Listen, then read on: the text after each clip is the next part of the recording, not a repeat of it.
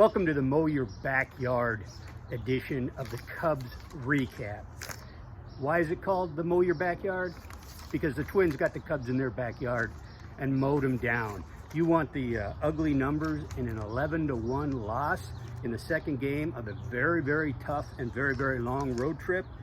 Well, let's start with a lineup that struck out 14 times. Now, granted, Joe Ryan's one of the best performing pitchers for one of the best performing rotations in baseball for the Twins, but this was ugly and, relapse with men in scoring position. They got men on base this whole game and wound up going 1 for 12 in that situation.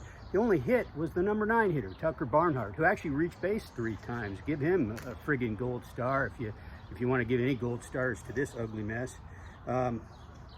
The other than the lineup, which look, it happens. You face a good pitcher. There are games like this. Even though there has not been a game like this for the Cubs all year, this was the biggest margin of loss for a team who has experienced most of its losses in close games, including 2 and 8 and 1-run games. They had lost only 2 other games this season by more than 4 runs, and that was a 5 and a 6-run margin in those 2 games. So these games happen. They happen over the course of a year.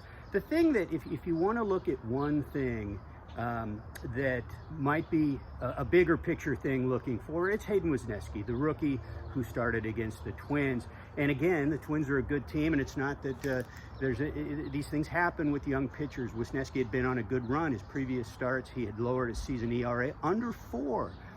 This start alone jumped it above 5 again.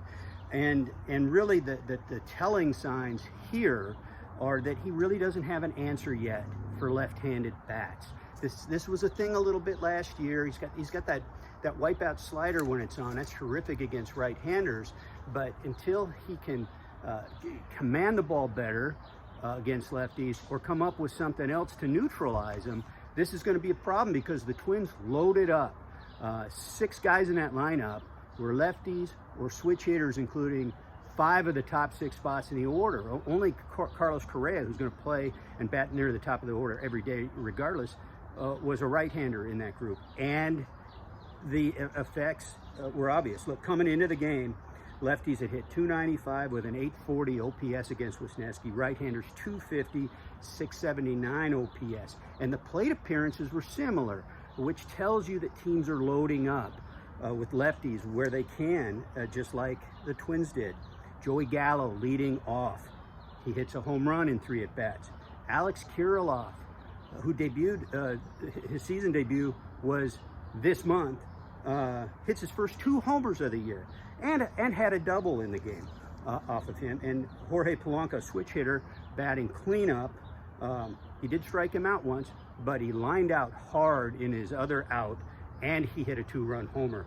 Right there, those 3 guys alone, lefties against Wesneski, 5 for 9, 4 home runs and a double, 7 RBIs. So that's something to watch going forward with Wesneski. It's something they're going to have to look at. I'm not saying yank the guy out of the rotation right away, but you will have options coming up pretty soon with Kyle Hendricks making his 2nd rehab start on Sunday. And then you might have some decisions not too long after that with whatever else you're going to do with your rotation. So keep an eye on that. The Cubs fall to a game under 500, and this road trip does not get any easier. One more in Minnesota, then off to Houston, then off to Philly, and then come home against the Mets.